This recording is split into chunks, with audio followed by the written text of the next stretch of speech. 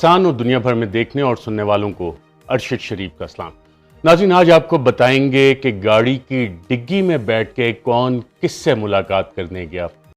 ये इंतहाई मज़ेदार कहानी है और ये कहानी बयान किसने की, किसके हवाले से, इस हवाले से आपके साथ जिक्र करेंगे। साथ साथ इमरान खान के ख़िलाफ़ तोशा खाना केस बनाने की वजह क्या बनी। एक तो लेवल प्लेइंग फील्ड की डिमांड थी मियां नवाज शरीफ साहब की तरफ से मरीम नवाज़ की तरफ से कि इमरान खान के ख़िलाफ़ उसको भी नाअहल किया जाए, इमरान खान को भी पाबंद सलासिल किया जाए। बाकी तमाम जो PDM इनके चंद हैंडलर, चंद सहूलतकार, चंद साजिशी, वो सारे इसी काम में लगे हुए थे। लेकिन एक और वजह भी है, वो भी आपके सामने रखेंगे। लेकिन उससे पहले नाज़रीन, आज सेनेटर आज़म सवाती, उन्हें अडियाला जेल से रिहा कर दिया गया ज़मानत के ऊपर। सेनेटर हैं, पाकिस्तान की सेनेट के ईवान बाला के मेंबर हैं और उनको जो ज़मानत दी है जज साहब ने, उसमें जो ऑर्डर लिखा उसमें बड़ा वाज़ेह लिखा कि क्या किसी फ़ौज के अफसर या किसी जवान से रब्ता हुआ या किसी ने बगावत की।